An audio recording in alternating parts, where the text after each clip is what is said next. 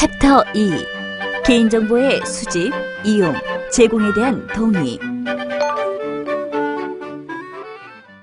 이번 시간에는 개인정보를 수집하고 이용, 제공하는 것에 관한 동의에 관해 알아보도록 하겠습니다.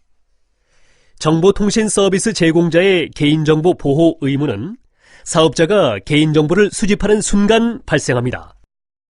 서비스 가입을 신청하는 경우, 비회원이 서비스를 이용하거나 문의하는 경우, 그리고 경품 행사는 이벤트 개최 시에 개인정보를 수집하게 됩니다. 김 교수님, 그럼 개인정보를 수집할 때 어떤 항목에 대해 동의를 받아야 하는 건가요? 동의를 받아야 하는 사항은 크게 세 가지인데, 첫째, 수집, 이용 목적. 둘째, 수집하는 개인정보의 항목. 셋째, 개인정보의 보유 및 이용 기간입니다. 아니, 꼭 동의를 받아야 하는 이유는 뭐죠? 복잡하게. 이용자는 자기의 어떤 정보를 수집하고 그것을 어디에 쓰는지, 언제까지 사업자가 자기 정보를 가지고 있는지를 알 권리가 있기 때문이죠.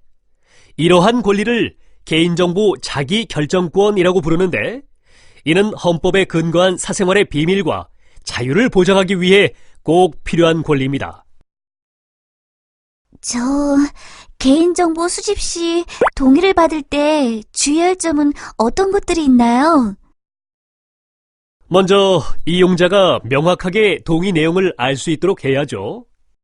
웹사이트에 회원 가입을 할 때는 약관과는 별도의 칸을 마련해서 동의 버튼을 클릭하거나 동의합니다 칸에 체크할 수 있도록 해야 합니다. 오프라인상 가입 신청서의 동의를 받을 때도 약관과는 별도로 개인정보 수집 이용의 동의를 받아야 하나요? 그럼요. 오프라인상 가입 신청서도 마찬가지입니다. 그리고 회원이 아니더라도 이벤트를 통해 일회적으로 개인정보를 수집하는 경우, 경품 응모란에 동의 항목을 제시하고 동의 버튼을 클릭하도록 해야 합니다.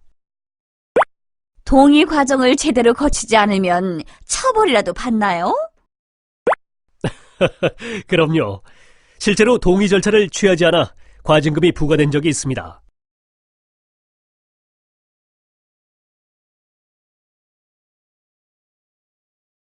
개인정보를 제3자에게 제공할 때도 정해진 절차에 의해서, 첫째, 개인정보를 제공받는 자. 둘째, 제공받는 자의 개인정보 이용 목적. 셋째, 제공하는 개인정보의 항목. 넷째, 제공받는 자의 개인정보 보유 및 이용 기간에 대해 동의를 받아야 합니다.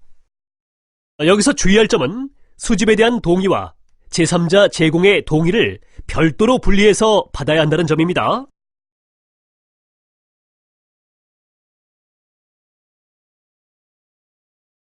나중에 새로운 서비스가 론칭되거나 해서 개인정보의 이용 목적이 확대되거나 새로운 제3자에게 개인정보를 제공해야 하는 경우에는 어떻게 하나요? 그런 부분은 이용자에게 사전에 동의를 받은 바가 아니기 때문에 서비스 가입을 위해 개인정보를 이용한다는 사실에 대해서 추가로 동의를 받아야 합니다.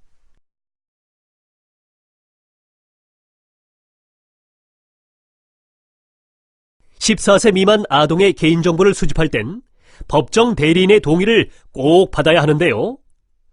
법정 대리인이란 친권자인 부모가 일반적인 경우고, 친권자가 없을 때는 민법상 후견인이 법정 대리인이 됩니다.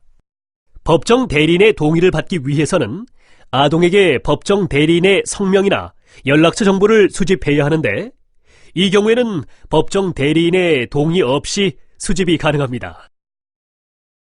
법정 대리인의 동의를 받는 방법으로 여러분들은 어떤 방법들을 사용하시나요? 법정 대리인에게 전자우편을 통해 동의받아야 하는 사항을 알려주고 회신받는 방법을 가장 일반적으로 쓰죠. 이동통신 서비스처럼 오프라인에서 서비스 가입 신청을 받을 때는 가입 신청서에 법정 대리인이 서명 날인을 하도록 하는 방법도 있습니다. 전화를 통해서 법정 대리인과 직접 통화하는 방법도 가능해요. 네, 모두 잘 알고 계시네요. 그런데 고객은 자신이 어떤 사항에 동의했는지를 잘 기억하지 못해요. 동의한 걸 기억 못하고 불법으로 개인정보를 수집했다고 컴플레인을 제기하는 경우도 종종 있습니다.